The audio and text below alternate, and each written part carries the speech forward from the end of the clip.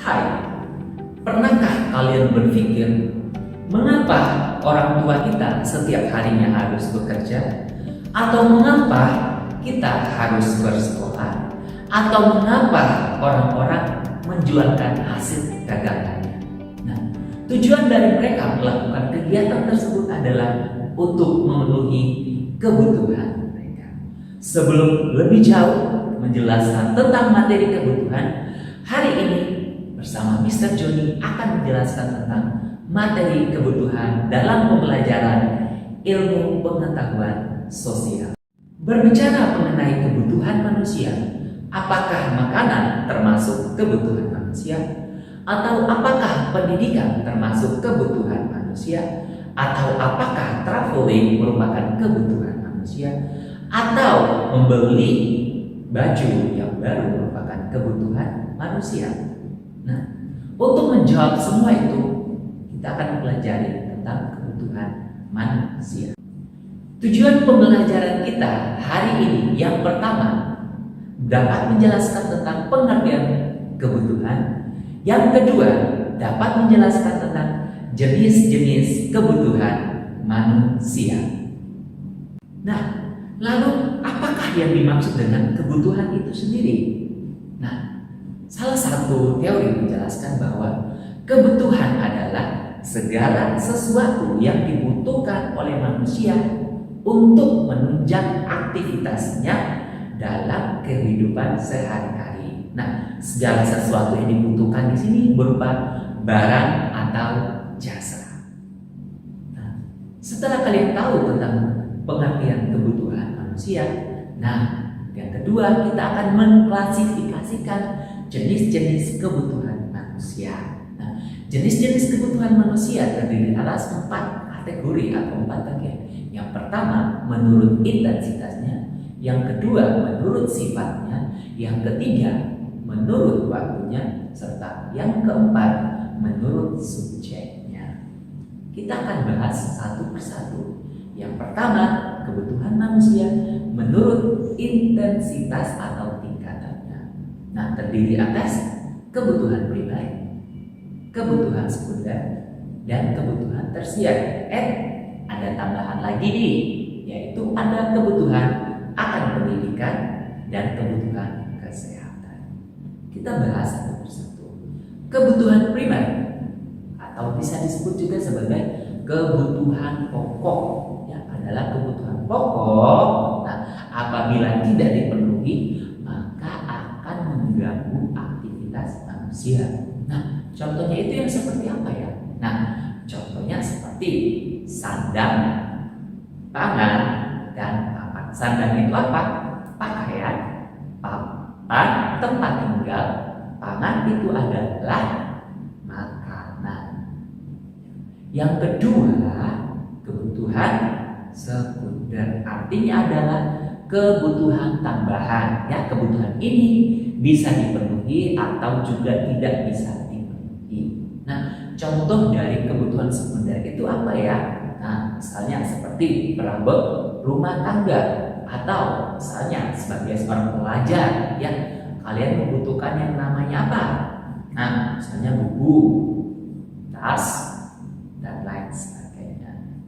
Nah, yang ketiga ada yang namanya kebutuhan tersier. Nah, kebutuhan tersier ini adalah kebutuhan akan barang mewah. Nah, kebutuhan ini dapat dipenuhi apabila didukung dengan daya ekonomi yang kuat. Nah, contohnya seperti apa? Liburan luar negeri, apalagi mobil mewah, rumah mewah, dan lain sebagainya. Yang kedua, kebutuhan manusia menurut sifatnya. Kebutuhan manusia menurut sifatnya terdiri atas 2. Yang pertama, ada kebutuhan menurut jasmani. Yang kedua, ada kebutuhan menurut rohani. Lalu, kebutuhan menurut jasmaninya itu yang seperti apa ya? Kebutuhan jasmani itu berkaitan dengan fisik seseorang. Nah, contoh berolahraga merupakan salah satu contoh dari kebutuhan fisik.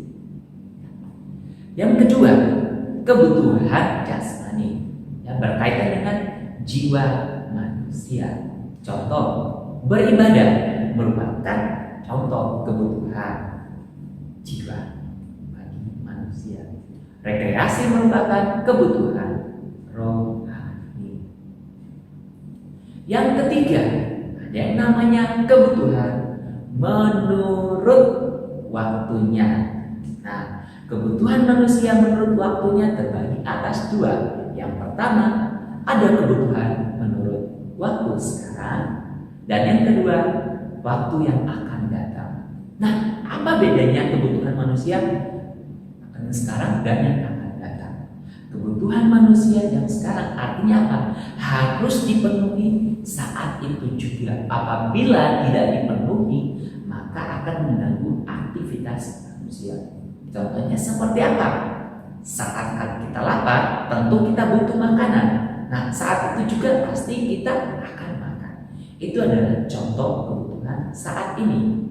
Nah, apalagi misalnya terjadi kebakaran, maka yang dibutuhkan adalah pemadam kebakaran. Nah, itu adalah contoh kebutuhan saat itu juga. Yang kedua, ada yang namanya kebutuhan akan datang. Kebutuhan ini dapat dipenuhi atau dapat ditangguhkan.